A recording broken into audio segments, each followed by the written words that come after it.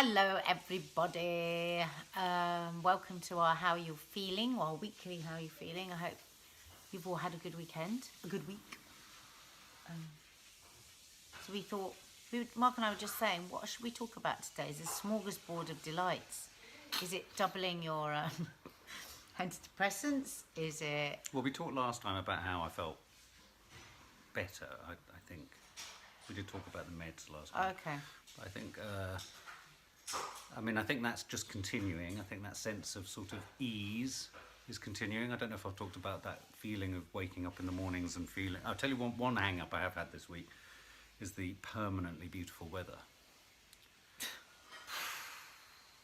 I know we've talked about that, but... Well, I've talked about this before, how that for him, as somebody suffering from depression, a sunny morning is like a knife through It's like a knife in my heart. neck.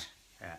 Well, it's like a knife being held at my throat because it's challenging you to be upbeat. So I found that I've been able to sort of build gaps between those colliding elements that often overwhelm me and kind of make me feel really, stressed and anxious. And yet, having said all of that, I had one moment in the week, and I'd like to know what other people think about this actually, because I rarely suffer from panic attacks.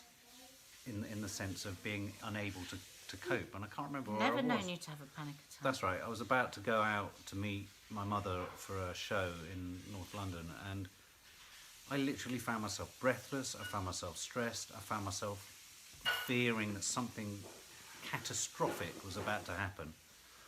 And you felt it might be from the citalopram, didn't you? Well, I was worried it was from the drugs. It reminded me, without wishing to mention it, well, I suppose I have to mention it as part of my story, but it reminded me of that terrible dread that one would get using certain narcotics.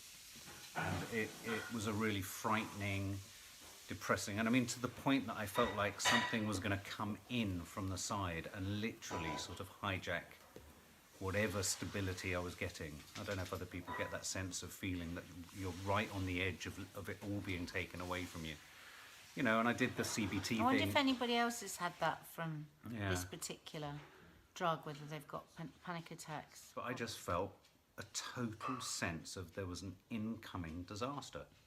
And in describing it again now, I can begin to feel it again now. Well, don't think about it. No, I know, but it's just something that took me by surprise in the middle of the week, and it really hijacked me for a good hour, and I found myself breathless, and I found myself... You know what, it sounds a bit like when I went into my menopause, that kept happening all the time. Yeah.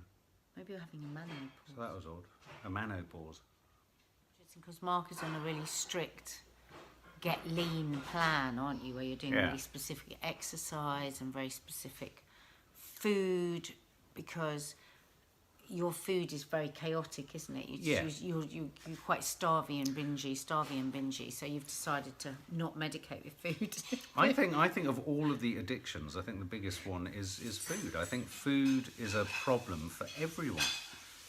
If you think of the industry, the diet, the industry of countless fads and diets is predicated on the fact that we all have issues. Yeah, but we also all have issues. But I have massive body image issues. Actually, that's something we haven't talked about. Massive body image issues, verging on dysmorphia. You are dysmorphic. You say that. She says that. I don't think that. I look at myself and I see this most disgusting, hideous, overweight, bloated. That's dysmorphic, babe. No, I know. You're not hideous and disgusting and fat. Yeah, but it's been interesting for you, hasn't it? Not being able to put something in your mouth whenever you want to, because you're on this really strict plan of 3 meals and 2 snacks a day, to try and get a balance going. And you found it hard, haven't you? Well, I found it hard, but then at the same time, I found it really hard. But that's just, I think, anyone giving up anything, isn't it? And yet at the same time, around it, I've been encouraged to drink water, 3 litres of water a day. I started to feel very clear-headed once I got going with that. I felt very clear-headed, so I couldn't assign I couldn't work out what was the drugs and what was just drinking a load of water, and not being caffeinated to the hilt, and all those things that we think help us. I don't know how many people are watching this as a couple, but it's very difficult when you are... We've touched on it, haven't we? When you're with somebody that finds any kind of socialising painful, you find it Yeah, but I don't find it painful because of the people. I find it painful because I am No, because of I'm you. in pain with myself, and Yeah. the thought of me being in a situation Yeah. isn't necessarily that. It's about not wanting to inflict myself on people. Yeah. But it's a very hard way to live your life, isn't it? Yeah. Because you always want to...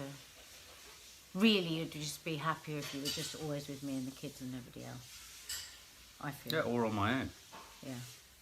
Lots and lots of people, I'm sure, are like that. And I'm just interested from the partner's point of view. Because I think I rescue a lot around it with Mark. I'll fix situations and I go, oh no, Mark, and you know, spin templates to make sure Mark doesn't have to bump into anyone or see anyone. And I know I've got a really strong feeling that that's not right. I shouldn't be doing that. And yet I do it because I really feel for him. Because I have a bit of that myself. We all do. It doesn't come from not liking people. I think I've said the phrase before. Yeah. I feel when not liking when yourself. I get through a door, and when I'm with people, I can enjoy myself a lot. It's getting through the door that's the problem, and it's the fear of getting through the door that's the problem. So I'm incredibly sociable. I'm just not very social. So, you know, I have a lot of people I know who I know want to be my friend, and I just can't bring myself to make myself available enough because I just fear not being whatever I think they think I am or want me to be or think I might be. I just fear that I'm not actually all those things. I mean, a sense of being a fraud, that's a massive part of how I feel. But it's all very presumptuous, isn't it, if you think about it? You're presuming, you're getting in other people's heads, you're deciding what they think about you. It's interesting, and who are you to know what those other people are thinking? Well, I don't know at all, but Yeah. it suits me to think the worst. Yeah. It suits So I'd be me. really interested to hear from other partners. Do you rescue around that? Do you fix everything socially so that they don't ever have to feel awkward, your partner? Yeah, social anxiety, it's a nightmare because actually I spend a lot of my time wanting to go out and have fun, but I can't. And the main problem for that is because I can't have a drink and let my hair down.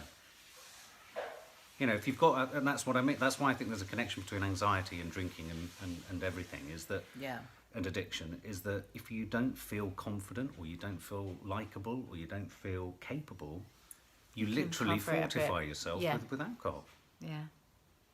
So it's frustrating, you know, you head out to some NTA thing or a red carpet do or whatever, and I know partners aren't invited, but if there was one that I was invited to, I would go through into a projecting panic. Yeah. I would project and project and project into who will I be standing with, what if I'm left with them, oh my God, they'll be talking, you know, what if I have nothing to say to them? So I get into a panic that what have I got about myself to lean on beyond just talking about what the work is that I do? It's so funny, you always say that though, but if somebody said to me that they were anything, I wouldn't know what their job is because nobody knows what somebody else's job is. No, I know. But I mean, It's you know, but when that you're in is a those big- polite situations where you're sitting around a table with people, you know, we went to some ball one time. I spent weeks running up to it in total fear. And then when we got there, it was a really nice do. It was really easy. We were back home at a Yeah, certain but it time. almost wasn't worth it. It wasn't worth weeks it. and weeks No, and I weeks know, of I agony. know. And sometimes I almost don't want to tell you stuff until 3 days before we're going to do it because otherwise it's just weeks and weeks of agony for you. But that's isn't it? good. That works. That suits me. Is that better? Don't tell me until the moment before. It's a bit like that with Kiki. Just don't tell me. Certainly our daughters And then like just that. launch me into it. And I'm like, Jesus, oh, Is right, that okay. a deal then? Shall we just Well, do that? kind of. Yeah, not everything. There we go. Here we go. Not everything. The weather is shocking. I want it to rain and I want it to be overcast. I would really like thick fog tomorrow. If anyone could sort that for us, that'd be great. So we'd love your tips on dealing with social anxiety, your shares back, how you deal with it as the partner, how you deal with it as the person suffering. I'd be really interested. I love it when you share your stories back because it always really helps us in the way. I suppose Nadia- maybe it Nadia- helps you when you hear us. And share. Nadia always reports them back to me, so we end up chewing You the can't cud read for them hours. in case somebody says something horrible. Well, in case someone confirms I look like a potato, I sound like a twat, As he says this, I'm not going to. smell like a prune, I'm an arse. So I looked at a photo of myself today when I was 18 and we were having a conversation, quite an emotional conversation about things. And how How did I refer to myself? No, I'm not even going to say it. It was so horrible. I said, what a stupid twat I was with all those dreams and ambitions. I just thought, ugh.